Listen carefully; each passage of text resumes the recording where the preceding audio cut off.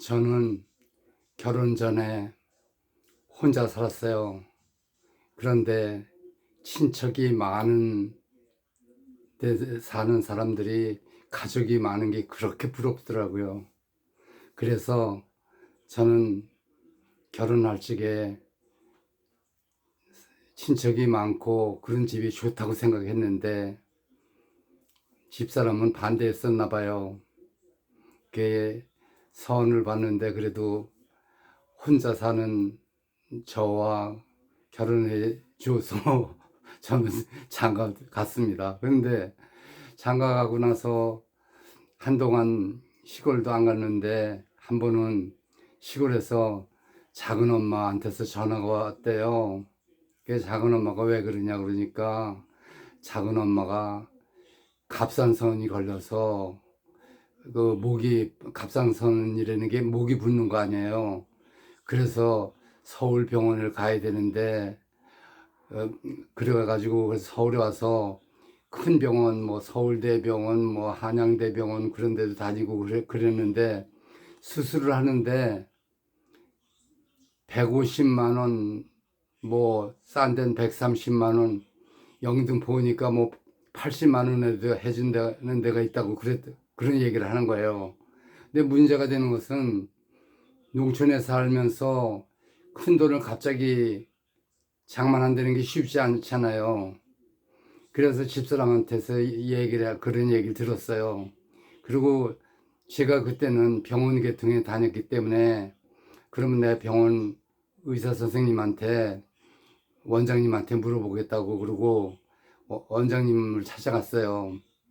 그래서 물었더니 이분이 서울대학교 나오신 분 원장님이었었거든요. 근데 뭐 원장님은 병원을 그거 잘 아시니까 병도 잘 아시니까 이게 갑상선이 걸려서 이런데 이 돈은 없고 수술은 하라고 그러고 어떻게 하면 좋겠냐고 어떻게 원장님 좀 잘 아시는 데 있으면 가르쳐 달라고 그랬어요. 그랬더니 그 원장님이 글씨를 하나 써주시는 거예요. 편지 쓴 거죠. 그래서 이거 갖다가 원자력병원 원장님 갖다 드리고 가서 원장님 만나보라고 그러시더라고요. 그 작은 엄마하고 거기하고 이제 집사람하고 저하고 원자력병원 갔어요. 가서 그걸 드렸어요. 그리고 이 사정을 얘기했죠. 그러니까 원자력병원 그 원장님이 말씀하시기를 목이 많이 벌써도 우선 약을 먹어보고 약이 안 들으면은 그때는 뭐 수술해라. 그러니까 돈이 없다니까 그렇게 이제 처방을 내려주신 거예요. 그래서 이제 약을 3개월치를 지어가지고 원자력병원에서 3개월치를 지어가지고 집으로 오고 이제 시골로 오셨어요, 그분은.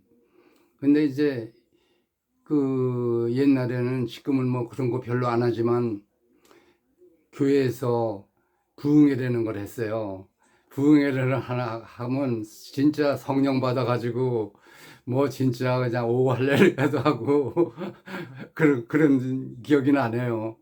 근데 이제 거기 갔는데 그 목사님이 설교가 뭐냐면은 원수 짓지 말고 이웃하고 잘 살고 그런 설교를 하셨나 봐요. 근데 이 작은 엄마가 시골에 같이 친척인데도 사이가 좋지 않았던 그런 적이 있었나 봐요. 그래서 그거 가가지고 교회 말로 하자면 성령 받으신 거죠. 그래가지고 이제 가서 서로 화해하고 그다음에 잘 다니고 이제 그러셨대요. 근데 이게 이상한 게 갑자기 아팠던 목이 낫기 시작하는 거예요. 기적이죠, 기적. 그래가지고 어떻게 했냐면 그냥 목이 점점 낫기 시작하니까 그냥 뭐 옛날에 성령 받았다 그러잖아요. 뭐 뜨끔하고 거기도 하고 뭐 그냥 그걸 받으면 그런 체험을 하셨던 거예요. 그러니까 그다음부터는 약을 안 자시고 그대로 두고선 3개월이 지났는데 약도 안 하셨는데 목이 다 났어요. 그래서 저하고 이제 그 원자력병원 원장님을 찾아뵙고 그런 말씀을 드린 거예요. 그랬더니 원장님 말씀이 그럴 수도 있다고, 사람이 마음을 쓰기에 따라서 병도 낫기도 하고 그런 수도 있다고 하고, 그 기적이라고 그러시더라고요. 기적 체험을 그때 처음 했습니다. 사람이 아프면 병으로만 꼭 낫는다고 생각했는데 생각을 고쳐가지고 진짜 하나님의 은혜를 받은 거죠. 그래가지고 고쳤는데, 이런 얘기를 하면 지금은 믿지 않습니다.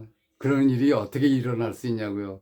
근데 저는 체험을 했고 옆에서 보고 같이 모시고 다녀봐서 이 체험을 한 걸 지금도 기억하고 있고, 될 수 있는 한 옆에 같이 사는 사람들과 화목하게 살고 싶고 가족하고도 화목하게 살고 싶습니다. 그래가지고 제 경우는 요새 말조심도 많이 하고요. 남 마음 아프게 하는 일은 안 하려고 상당히 노력하고 있는데 어떨 땐 그것도 잘 안 됩니다. 성질이 못 돼서 그런 걸까요? 마음을 잘못 잡아서 그런 걸까요?